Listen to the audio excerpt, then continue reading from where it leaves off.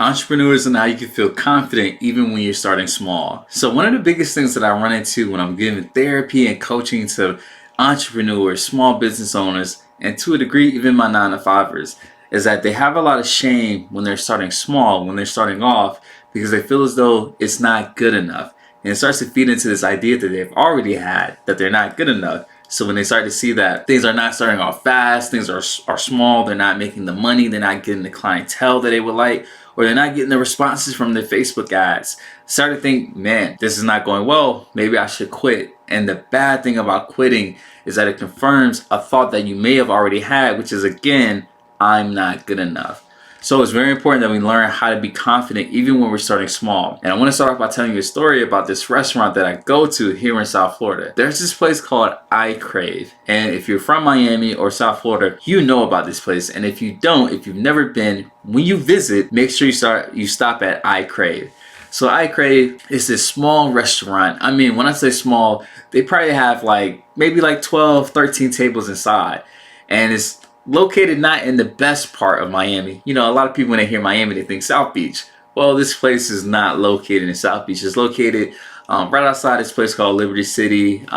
It's near Wynwood and all that stuff. So if you know that area, you know where I'm talking about. So I Crave sells soul food, and this place to this day is probably one of the best restaurants that I've been to. And I've been to a lot of great restaurants down here, including Maestro's. And Maestro's, that's a steak place.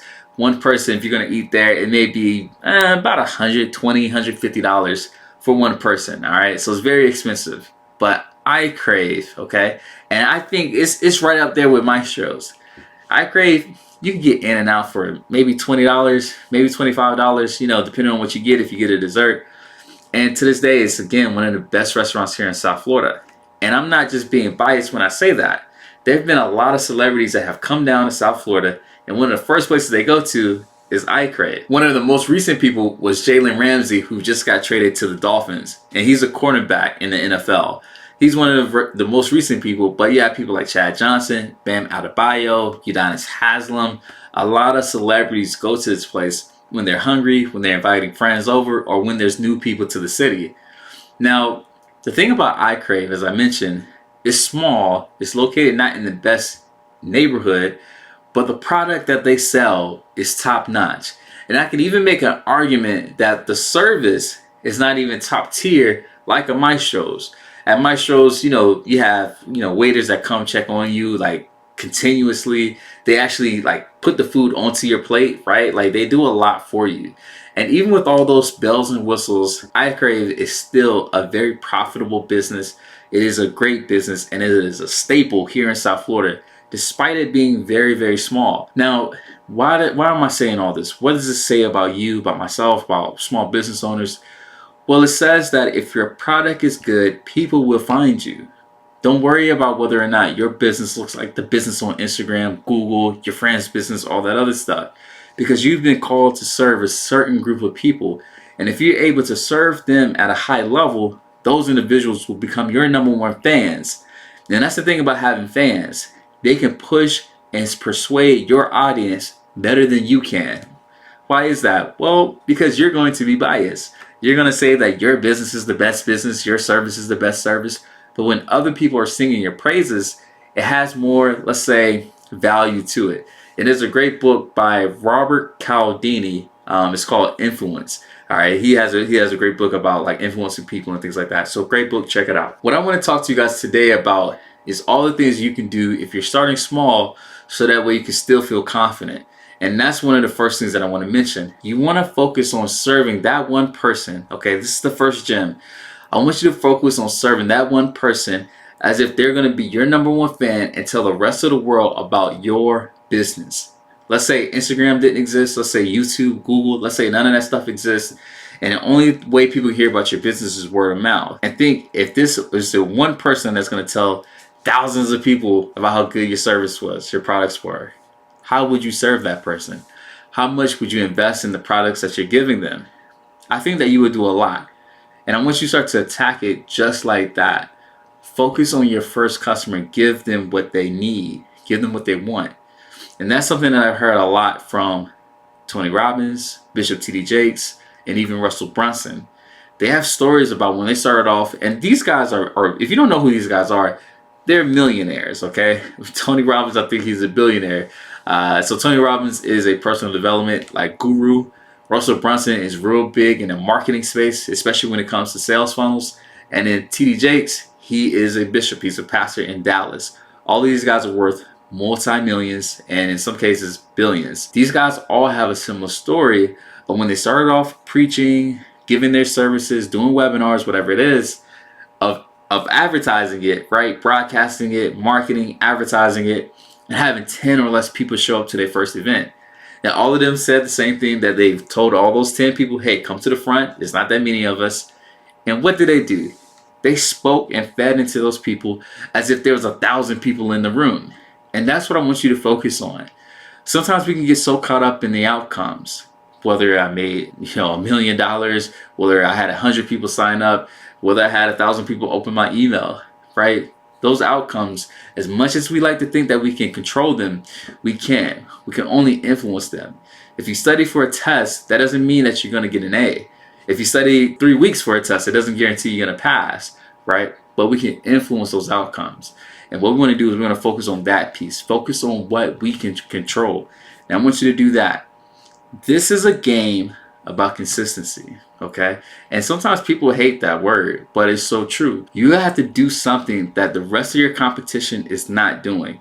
And in most cases, it's just being consistent. So the first step, serve that one person as if there's 1,000 people in the room, and watch how people start to show up, right? They'll start to surprise you by bringing in their friends, singing your praises to, let's say, their coworkers, and you start to see other people start to jump in and become a part of your community, start buying your products or services. Second, there's a lot of pros to starting off small, and one of those is that you get to tailor your business to that person. You get to show them exactly what they need to make sure that they get the outcomes that they're looking for. If I have 10,000 people, even though they may be from the same niche, background, avatar, whatever word you want to say, even though they may be the same in terms of that aspect, none of those people will be exactly the same. But if I have one person that I'm serving, I can have an intimate conversation with them and ask them, what is it that you need? And what are the obstacles getting in the way of what you need? And I can build a program, I can build a service, I can build a product that's going to serve them. And what it's going to do is going to increase the likelihood of them being successful or even them liking your product. And when they do that, it feeds into the first point that I made by them singing your praises. So the best thing about starting off small is, again, you can personalize your community to that person, to those people, to those 10 people. And here's the thing, they're going to actually value that. They're going to feel like, yo, this one person is going hard for me, going hard for us. It's kind of like getting into Apple in the, let's say, 90s or 2000s, whenever they started, right? It's like, man, I want to be the first person to invest because I'm going to get the most back out of it, right? One can even say them buying your services when it's $97 versus later when it's $9.97, it's going to be a great steal for them. And who are you to stop them from getting that great big value, that great big discount, if you want to put it like that?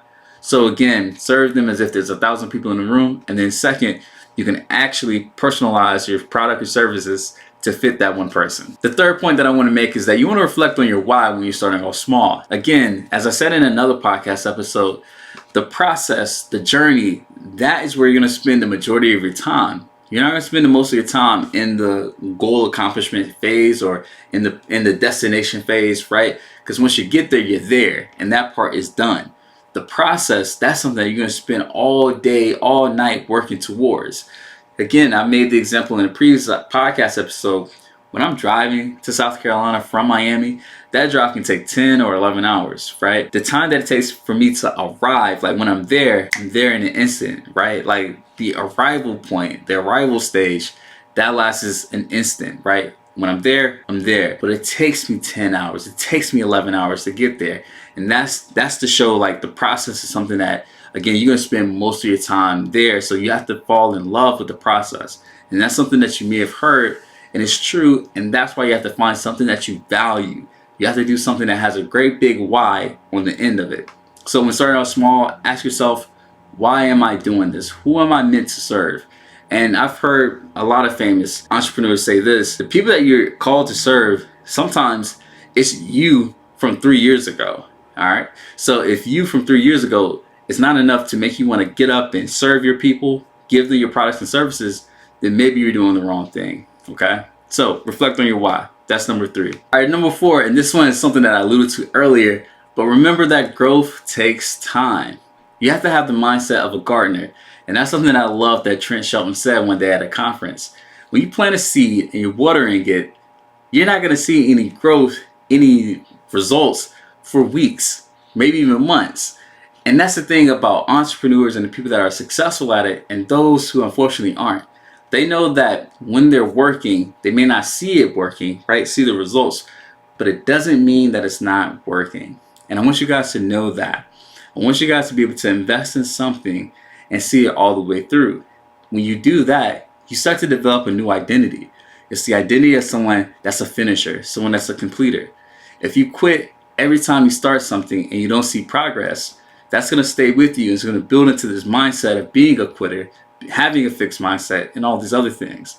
So when you have that, it's very hard to shake it as you go into the next goal, the next task that you're trying to complete. So for me, I've always told myself, when I complete this task, when I do this great big hard thing, it's going to make the next thing a little bit easier because I know what it's like to do hard things. I'm not afraid of hard work. I'm not afraid of being consistent. And that's something that's going to carry you maybe even further than the thing that you just succeeded at. So reflect on your why, which is what I said with the 3rd point. And the 4th point, remember that growth takes time.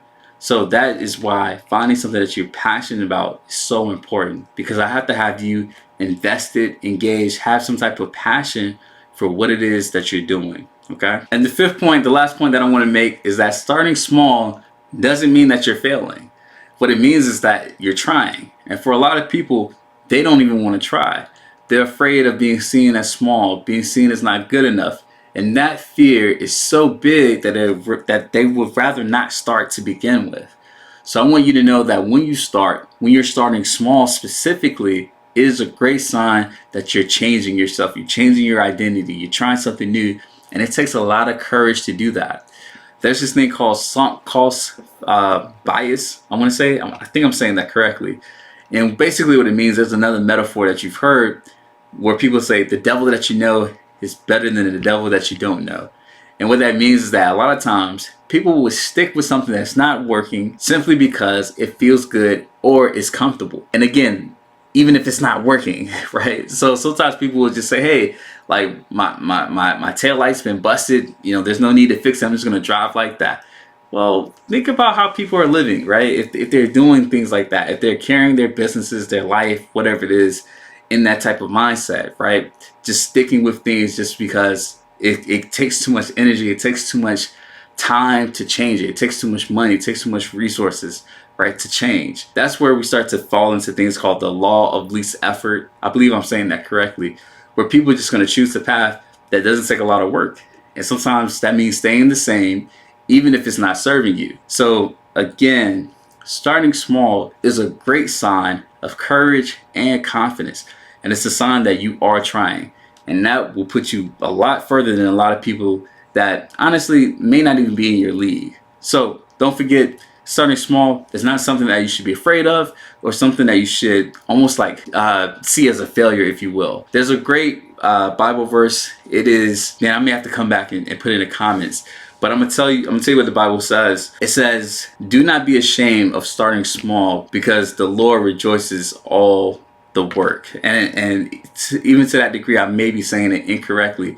So I may have to post that into the comments. But basically what he's saying is that God rejoices all work. So don't be afraid of starting small, right? Don't compare yourself to the other people and where they've been, where they are, because there's a good chance that they've been doing whatever it is that they're doing for years, for decades.